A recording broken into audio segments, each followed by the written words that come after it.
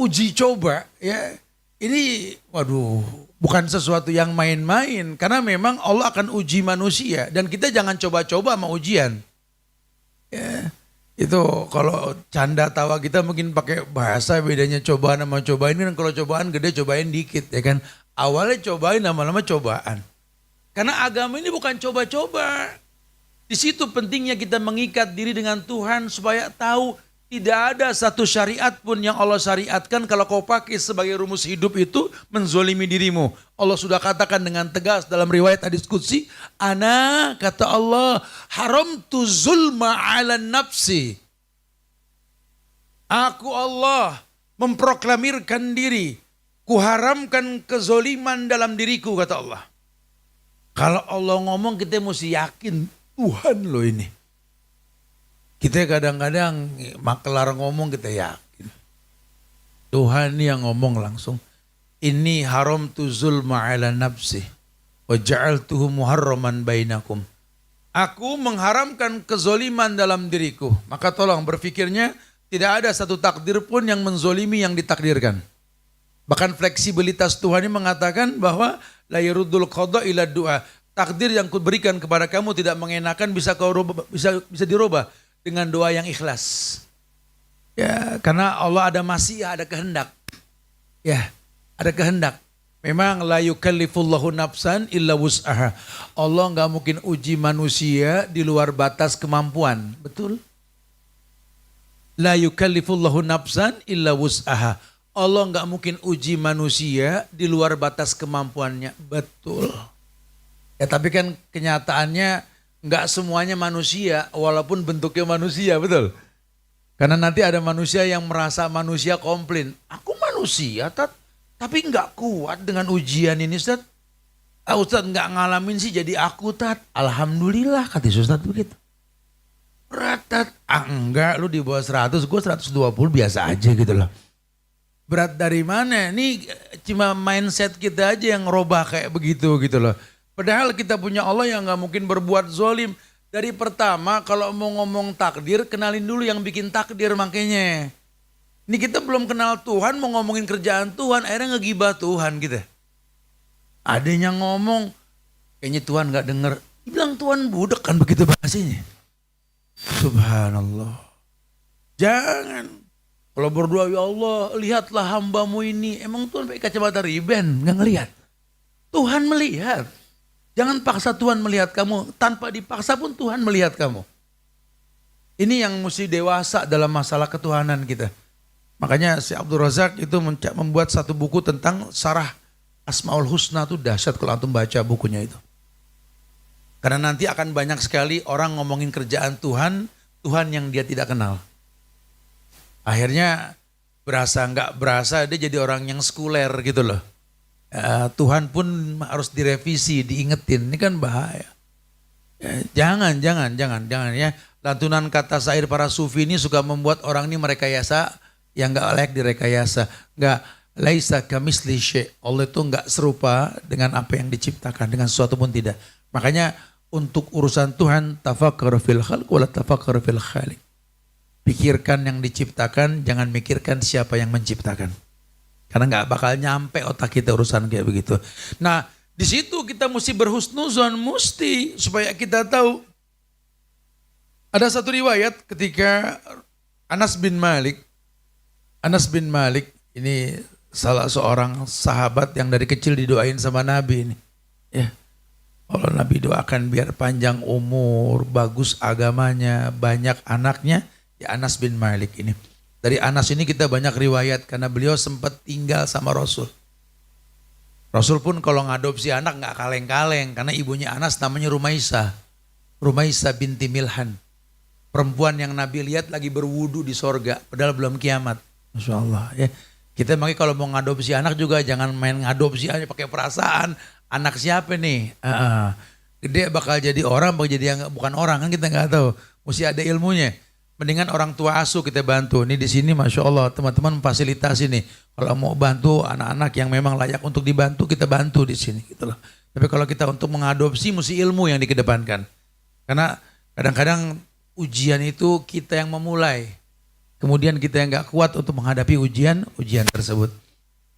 Kayak orang mau nikah, saya suka bilang, saya suka kalau khotbah nikah itu saya nasihatin yang lakinya, selamat datang di ujian baru gitu loh.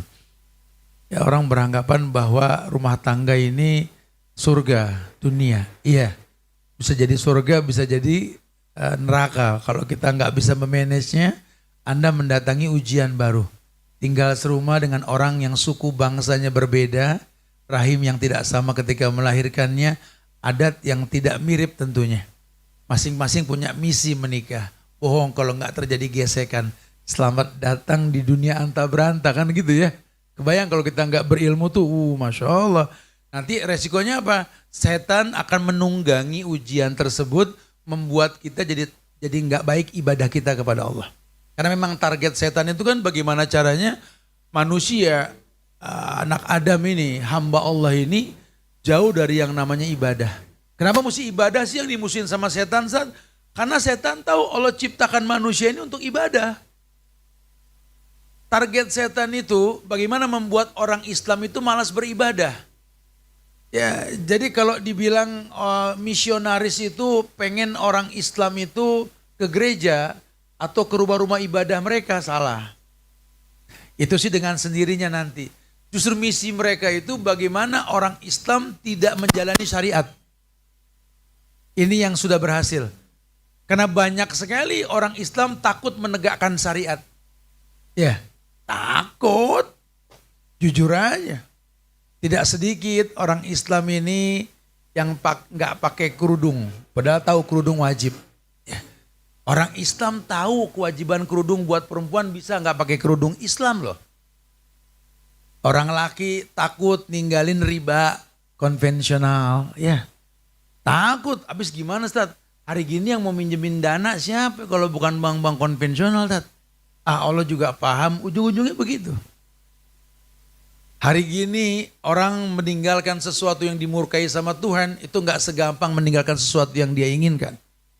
Betapa banyak orang meninggalkan keburukan untuk sebuah kebaikan, ujiannya berat sekali emang. Berapa banyak anak-anak yang mendalami syariat dengan betul dianggap sama orang tuanya aliran sesat. Akhirnya kolab, nggak kuat jadi futur. Banyak, hari gini banyak, itu target setan. Setan pengen orang yang beragama nggak yakin dengan agamanya. Makanya kalau kita nggak punya dasar dalam tentang masalah kayak beginian, wa iyyadubillah wa na'udzubillah. Tapi ada riwayat dari Anas bin Malik, hadis ini dihasankan oleh Syekh Albani. Riwayat At-Tirmizi, idza aradallahu bi'abdihil khair, ajjalahu al-uqubah fid dunya. Wa idza aradallahu bi'abdihi syarr, amsaka anhu bidambihi hatta yuwafa bi yaumal qiyamah. Naam. Nabi bilang begini. Idza aradallahu bi 'abdihil khair. Jika Allah menginginkan kebaikan pada hambanya, Allah akan menyegerakan hukuman yang dia rasakan sebagai bentuk ujian dalam hidupnya. Begitu pula jika Allah menghendaki kejelekan padanya, maka Allah akan mengakhirkan balasan atas dosa yang ia perbuat hingga akan ditunaikan pada hari kiamat nanti.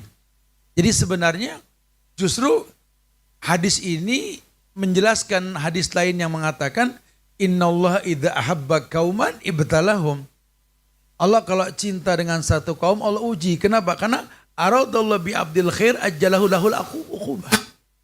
Karena bentuk cintanya Allah untuk sebuah kebaikan yang bakal diberikan, Allah mempercepat ujian yang dia resikonya nggak kuat. Kalau kurang kenal Allah, banyak orang yang futur gara-gara ujian. Masalah-masalah kecil malah mendatangkan mudarat yang besar.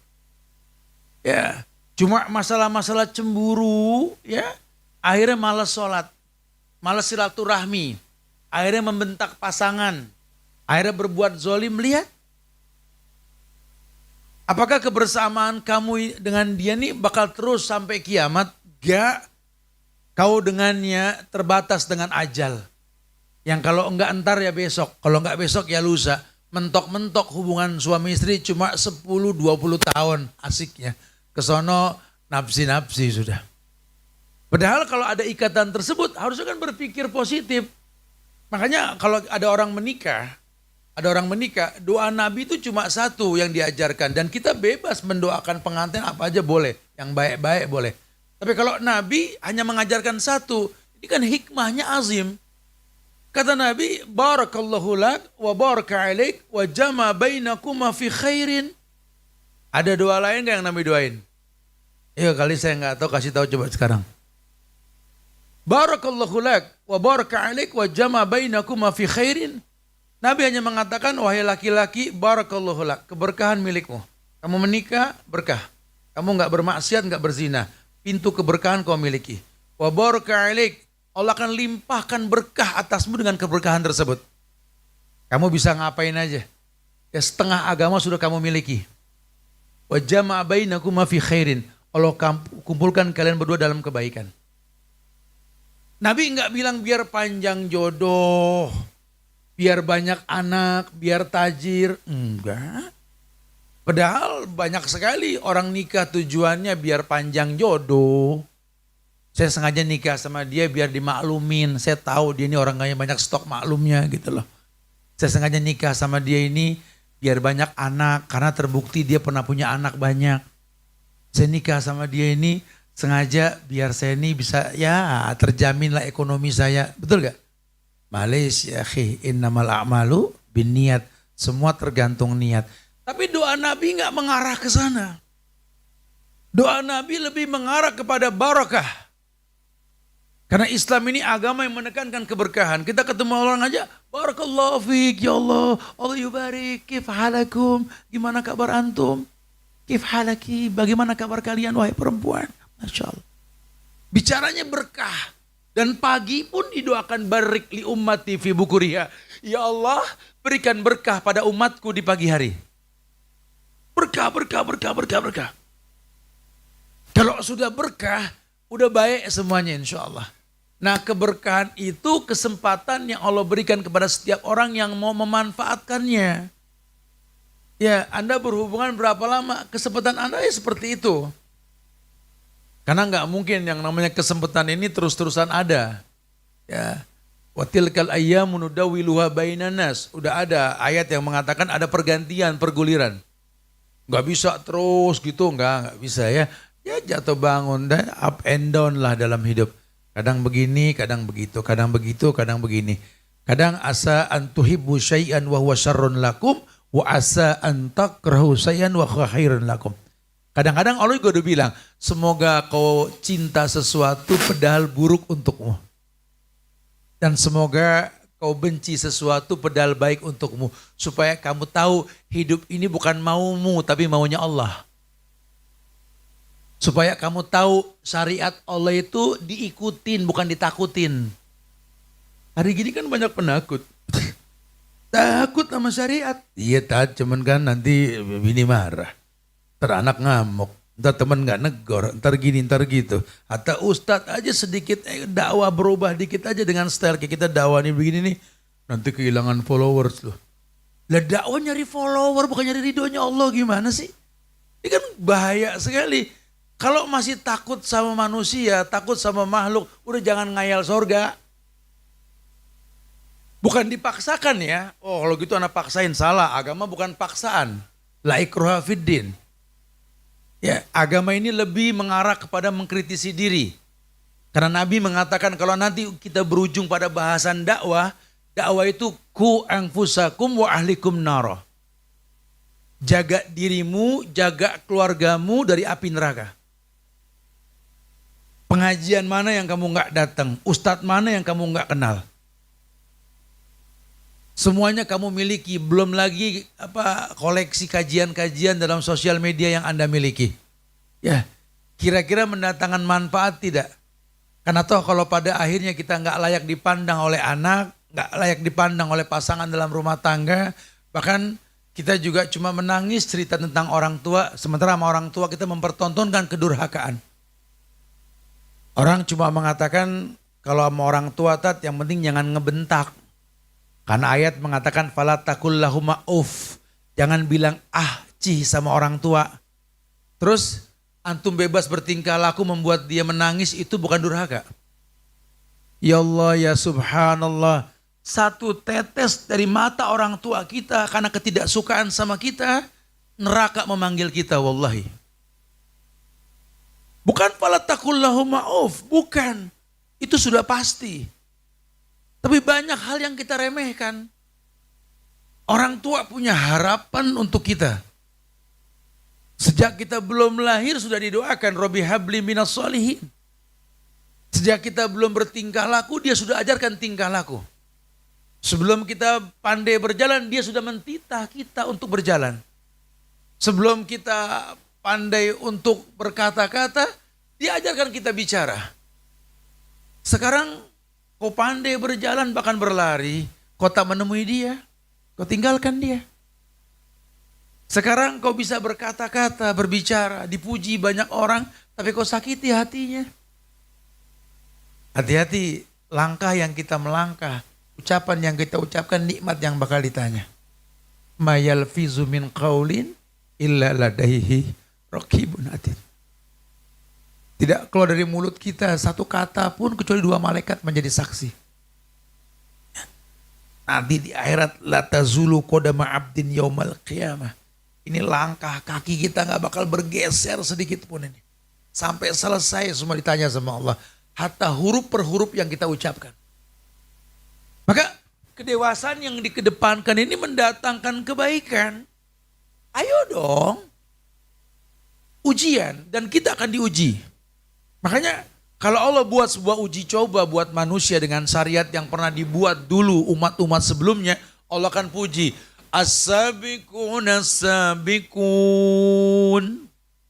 ulaikal muqarrabun fi jannatin na'im sullatun minal awwalin wa qalilun minal akhirin.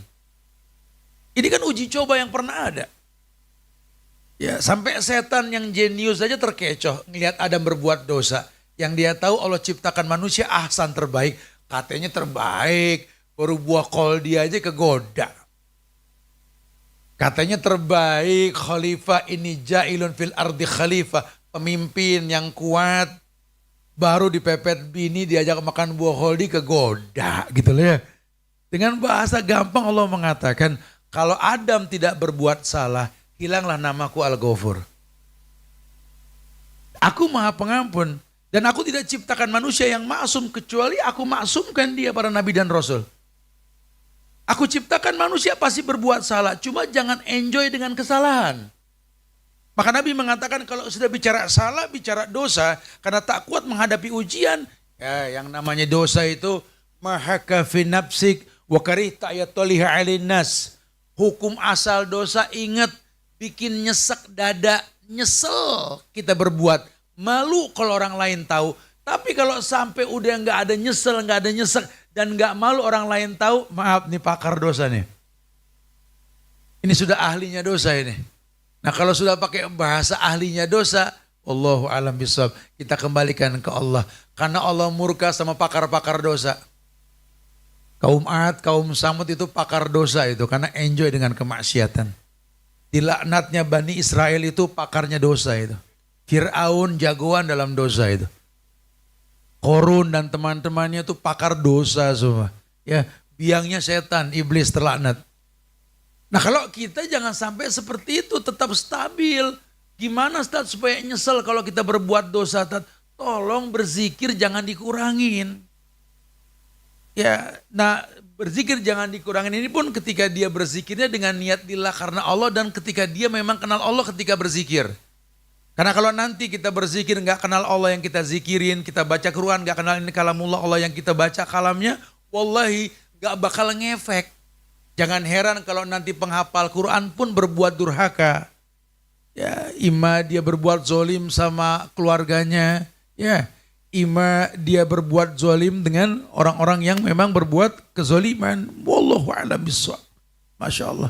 Ya, itu yang sering terjadi. Akhirnya banyak terjebak dalam keburukan dan kemaksiatan. Wa iyadubillah wa na'udzubillah. Ini sangat disayangkan sekali. Ya, nah Allah uji manusia, Allah uji. Makanya ujian yang Allah ujikan kepada manusia ini akan mendatangkan kebaikan.